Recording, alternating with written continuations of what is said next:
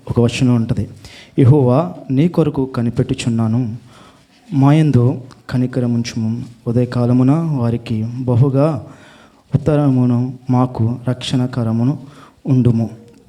చిన్న ప్రార్థన. పరిశుద్ధుడైన దేవా, నీకు వందనాలయ. మరొకసారి ప్రభువా నా తండ్రి, మాకు ఇచ్చిన ఈ సమయాన్ని బట్టి నీకు వందనాలయ. మీ మాటల ద్వారాగా మేము నేర్చుకోవాల్సినవి మేము నేర్చుకోవడానికి, సరిదిద్దుకోవాల్సినవి సరిదిద్దుకోవడానికి, నీ కృపతో మేము ముందుకు సాగడానికి, మనుషుల కొరకు కాకుండా ప్రభా నీ కొరకు మేము ముందుకు సాగడానికి, నీ ఆదరణ కొరకు మేము ఆశపడేవారిగా ఉండడానికి సహాయం చేయమని రక్షకుడు ప్రభువైన యేసు నామములో ప్రార్థిస్తున్నాం తండ్రి, ఆమేన్. ఇక్కడ యెషయా 33:2 ఒక మాట మనం చదువుతున్నాం, యెహోవా నీ కొరకు కనిపెట్టుచున్నాము, కనికరించుము. హల్లెలూయా. ఇక్కడ మనము ఆదరణ కొరకు చూడాలి కదండి. నా యొక్క అంశం ఏంటంటే ఆదరణ. మనుషులకి ఈ రోజుల్లో ఆదరణ లేదు. బాధలే తప్ప, శ్రమలే తప్ప, ఇబ్బందులే తప్ప ఆదరణ లేదు. ఆదరణ కొరకు మనం ఎక్కడికి వెళ్తున్నామండి? ఈ లోకంగా చూసుకుంటే కనుక దేవుని బిడ్డలు అయితే, దేవుని బాగా దగ్గరగా ఉన్న బిడ్డలు అయితే దేవుని దగ్గరికి వెళ్తారు. ఎందుకు? నిజమైన ఆదరణ దేవుడేస్తాడు కదండి. కొంతమంది అటు ఇటుగా ఉన్నవారు మనుషుల కొరకు పరుగులాడతారు.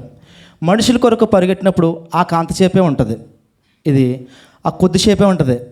వాళ్ళు ఏమి చేయరు, కానీ మాటలతో నిన్నేం చేస్తారు? కొద్దిగా బలపరుస్తాడు. వాళ్ళు వెళ్ళిపోయిన తర్వాత మళ్ళీ నీ యొక్క స్థితి ఏంటి? నువ్వు సింగిల్గానే ఉంటావు కదండి, ఒంటరిగానే ఉంటావు. నీ స్థితి మళ్ళీ ఏమంటుంది? ఒంటరితనం అయిపోద్ది, ఆదరణ లేదు. దేవుడు ఏమంటున్నాడంటే, నా యొద్దకు రా, నీకు నిజమైన ఆదరణ నేను ఇస్తాను. మనుషుల కొరకు నువ్వు పరిగెట్టావా, నష్టపోతావు, శ్రమల పాడుపడతావు. నేను ఒక ఉదాహరణ నేను చెప్తాను. ఇవాళ జరిగిన సీను ఏంటంటే, నేను ఒక దుకాణం గడికి వెళ్ళి వస్తుండగా, నడుచుకుంటా నా యొక్క కూరగాయలు తీసుకుని వస్తుండగా ఒక ఆమె ఏడ్చుకుంటా పరిగెత్తుకుంటూ వస్తుంది. మీరు తెలుగండి అన్నది. అవునమ్మా తెలుగమ్మా అన్నాను. ఏమంటే నాకు ఒక 10 రూపాయలు సహాయం చేయండి అమ్మా అంది. మీకు ఎందుకంటే సహాయం చేయాలని అంటే, నాకు శ్రమ వచ్చిందన్నది. ఎవరినో నమ్మి 3,000 దరామ్స్ ఇచ్చేసి తర్వాత ఆమెలో సైన్ కూడా ఇచ్చేసిందంట, ఏజా వేస్తారని. ఏజా వేసాడంట, ఐడియా ఇవ్వలేదంట. ఆవిడకి రూమ్కి కట్టుకోవడానికి కూడా డబ్బులు లేదంట. ఇప్పుడు ఆవిడకి ఏం కావాలి? ఆదరణ కావాలి. ఆదరణ కావాలి కదా. ఆవిడని చూస్తుంటే చాలా జాలేసుకొచ్చింది. ఏంటమ్మా ఎందుకు ఇలా జరిగింది, ఎందుకు మెడిసిన్ నమ్మావంటే, తెలియదంటే నేను నా సైన్ కూడా ఇచ్చేసాను, నాకు ఏదో చేస్తాన్నాడు, ఫోన్ కూడా ఎత్తలేదు. ఏమైపోయింది? ఆవిడ ఒంటరిగా అయిపోయింది.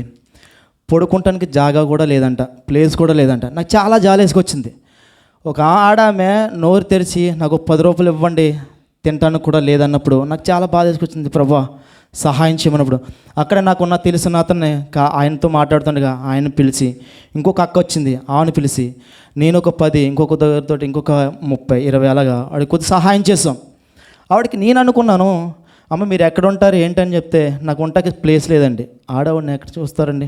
ఇంకొక అక్కతో చెప్పాను, అక్క ఈమెకేమైనా సహాయం చేయండి అంటే, నేను చర్చికి వెళ్తున్నాను తమ్ముడు, వచ్చిన తర్వాత ఆమెకి నేను సహాయం చేస్తాను. ఆవిడతో చెప్పాను, అమ్మ మీరు ఇక్కడిక్కడే ఉండండి, ఆవిడ చర్చికి వెళ్ళి వస్తుంది, మీరు సహాయం చేస్తుంది. కట్టుకోవడానికి బట్టలు కూడా లేవంటండి. ఎంత ఏంటంటే మడిసిని నమ్మింది ఆవిడ. ఏం దొరికింది శివరాకరికి? రోడ్డు మీద ఒంటరిగా తిరుగుతుంది. దేవుడు ఏమంటున్నాడంటే, నీ ఆదరణ నేను ఇస్తాను. నీ ఆదరణ కొరకు నువ్వు ఎక్కడెక్కడో వెతుక్కుంటున్నావు కాదు, నా దగ్గరికి రా, నా దగ్గరికి రా, నిజమైన ఆదరణ నీకు ఇస్తాను. అది ఏంటని మనం చెప్పుకుంటే, కీర్తన 35:7 మనం చదువుకుందాం. తొందరగా వెళ్ళిపోతుందండి, సమయం లేదు. కీర్తన 95:7 మనం చదువుకుందాం.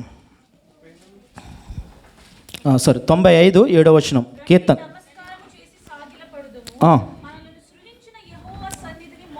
హల్లెలూయా. ఏమంటున్నాడండి అక్కడ వాక్యం చదివేస్తుంది? రండి నమస్కరించి సాగిలపడదాం, మనల్ని సృజించిన యెహోవా సన్నిధిని మోకరించుదాం. హల్లెలూయా. రండి మా సన్నిధానికి, దేవుని సన్నిధానికి వస్తే ఎక్కడికి వెళ్తా ఉంటండి? దేవుని సన్నిధానికి వస్తే మన ఆదరణ కలుగుతుంది. మోకరించాలంట, సాగిలపడాలంట. మనం మోకరిస్తున్నామా, సాగిలపడుతున్నామా? లేదు. సమయం మనకి ఆ ఇబ్బంది వచ్చినప్పుడే దేవుణ్ణి అడుగుతున్నామో తప్ప సాగిలపడి ఆయన స్తుతించే ప్లేసులు మనకి సమయానికి తక్కువ. మనకి ఇబ్బందులు వచ్చినప్పుడే ఆ యొక్క దేవాని సహాయం కావాలి అని అనుకుంటున్నాం. కావాలితే అంజులో అయితే మనుషుల దగ్గరికి వెళ్ళి నీ సహాయం కావాలి, నీ సహాయం కావాలి, నీ సహాయం కావాలి. మనుషులు ఏమాత్రం కూడా ఇవ్వడం, మోసమే చేస్తాడు తప్ప నీకు మనుషుడు ఏ సహాయం నీకు ఇవ్వడు. సాగిలి పడాలంట. ఎక్కడ సాగిలి పడి మనం దేవుని సన్నిధానంలోకి వచ్చుకుంటే దేవుడు ఏమంటున్నాడంటే నీకు సహాయము నేను ఇస్తాను, నీకు ఆదరణ నీకు ఇస్తాను. నువ్వు కృంగిపోయి ఉన్నావు, బాధల్లో ఉన్నావు, శ్రమలో ఉన్నావు. ఇక్కడ చాలామందికి చెప్పుకుంటే అనేకమైన సమస్యలు. మనం లాస్ట్ టైం చూడొచ్చు, ఆ యొక్క తన భర్త జైల్లో ఉన్నప్పుడు ఎంత కృంగిపోయి ఉంటుందో మనం చూసామా? కానీ ఆమెకు తెలుసు, దేవునికి తెలుసు. ఆదరణ ఎక్కడి నుంచి వస్తుందంటే దేవుని దగ్గర వస్తుందని ఆమె నమ్మింది. ప్రతి ఒక్కరిని కూడా సహాయం అడిగింది. ఏంటి? ప్రార్థనా సంవత్సరం. ఆ జైలుకి వెళ్ళి మనం ఏమైనా సహాయం చేయగలమండి? అలా అవునంటే అవును, కాదంటే కాదు. ఉంచుతాం, పంపించేస్తాం అంతే తప్ప నీ మాటలిని నా మాటలిని ఈ దుబాయ్ ఎవరైనా సరే ఏంటి ఇక్కడ రూల్స్ ఎలాంటి. కానీ ఆమె ఎవరు సహాయం కోరింది? ఎవరిని ఆధారణ కోరింది? దేవుని. నా ప్రభువా నీ చిత్తమైతే నా భర్త నాతో ఉండాలి, నీ సహాయం నాకు అనుగ్రహించగానే దేవుడు ప్రతి ఒక్క సేవకుల ప్రార్థన, సేవకురాల ప్రార్థన, విశ్వాసుల యొక్క ప్రార్థన విన్నాడు. ఆమెకి ఎక్కడి నుంచి వచ్చింది ఆదరణ? దేవుడు ఇచ్చిన ఆదరణ వచ్చింది. అలా కూడా మనం కూడా దేవుని ఆదరణ కొరకు మనం పాకులాడేవారిగా ఉండాలి. ఎక్కడ మనం అది ఎత్తగలమంటే దేవుని సన్నిధంలే కదండి. కొంతమంది చాలామంది కొంత సమయం బాగానే ఉంటారు, కొంత సమయాన్ని దేవుని సన్నిధిని విడిచిపెట్టి వెళ్ళిపోతారు. నాకేంటో తెలియదు కానీ దుబాయ్ 2011లో వచ్చినప్పుడు నేను ఒక వారమే దేవుని సన్నిధిని విడిచిపెట్టాను. అప్పుడు నేను అప్పుడే రక్షించబడ్డాను ఇంటికాడ. 2007 దేవుని నమ్ముకున్నాను. ఒక సంవత్సరం ఇక్కడికి వచ్చేసాను. నాకు సంఘం కావాలన్నప్పుడు దేవుడు కృప చూపించాడు, కొంత సంఘానికి వెళ్ళాడు. కానీ దేవుని సన్నిధిలో ఆ పొందుకునే ఆనందం అంతా ఇంత కాదు. మనుషుల దగ్గర ఉన్నప్పుడు ఆ పొందుకునే ఆనందం కొద్దిసేపు ఉంటుంది, కానీ దేవుని సన్నిధిలో ఆ పొందుకునే ఆనందం మనం మనస్ఫూర్తిగా అంగీకరిస్తే ఆనందం వేరేగా ఉంటుంది. హల్లెలూయా. ఆయన అందుకనే అంటున్నాడు, నా సన్నిధానానికి వచ్చి మీరు సాగిలి పడాలంట. దేవుని సన్నిధానంలోకి వచ్చి ఎంతమంది మనం సాగిలి పడుతున్నాం? ఎంతమంది దేవుని స్తుతిస్తున్నాం? ఎంతమంది మనం దేవుని ఆ యొక్క ఆదరణ కొరకు మనం అడుగుతున్నాం? అడగమంటున్నాడు దేవుడు. నీకు ఏ సహాయం కావాలో అనేది మనల్ని అడగమంటున్నాడు. మనం అడుగుతున్నామా? నాతో మనుషులను అడుగుతున్నామా అనేది మనమే ప్రశ్నించుకోవాలి. హల్లెలూయా. మరి ఈరోజు కీర్తనలో కూడా దావీదు గారు ఎక్కడ అడిగాడండి? దేవుని సన్నిధిలో. ఆయనకి తెలుసు కాబట్టి ఆయన చిన్నప్పటి నుండి కూడా దేవుని దగ్గరే నాకు ఆదరణ కలుగుతుంది కదండి. ఆయన గొర్రెలు కాపరిగా ఉన్నప్పటికీ ఎత్తైన కొండల మీదకి నేను వెళ్ళాలి ప్రభా, నీ సహాయం నాకు కావాలి. వెళ్ళాడా లేదా? ఎత్తైన కొండ మీదకి వెళ్ళాడు. రాజుగా నిర్మించాడండి. రాజుగా ఆయన నిలబెట్టాడు. అనేక మందికి ఆదరణగా ఆయన ఉన్నాడు. దేవుని దగ్గర నుంచి ఆయన ఆదరణ పొందుకున్నాడు. అనేక మందికి ఆదరణకర్తగా ఆయన మారాడు. హల్లెలూయా. మరి దేవుడు మరొకసారి నాకు ఇచ్చిన యొక్క గొప్ప అవకాశాన్ని బట్టి, సమయాన్ని బట్టి దేవునికి వందనాలు, అలాగే సంఘ కాపరికి వందనాలు. ఈ సమయం ఇచ్చిన సిస్టర్కి కూడా నా వందనాలు చెల్లించుకుంటూ దేవుడి చిన్న మాటలు ముగించిన. ఆమేన్.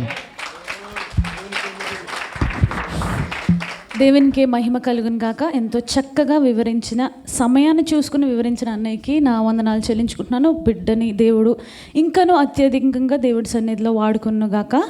ఆమేన్, ఆమేన్. అయితే బిడ్డ కూడా అదే చెప్పారు, ఏంటంటే మనం స్తుతించేది, ఘనపరిచేది మనుషులనై ఉండకూడదు. ఎవరినై ఉండాలి? ఈరోజు ఏంటో దేవుడు మనతోనే మాట్లాడుతున్నారేమో.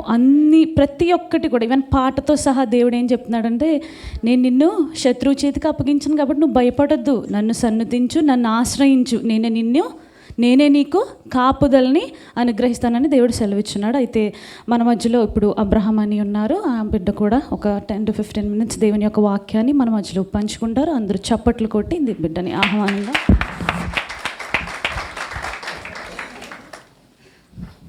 దేవుని ఘనమైన నామానికి లెక్కలేని స్తుతులు స్తోత్రాలు చెల్లిస్తున్నాను. కూడిన మీ అందరికీ హృదయపూర్వక వందనాలు తెలియజేస్తూ ఉన్నాను. అవకాశం ఇచ్చిన దైవజనులకి ప్రత్యేకమైన వందనాలు తెలియజేస్తూ ఉన్నాను.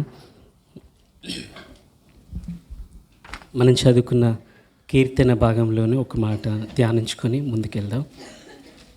యెహోవా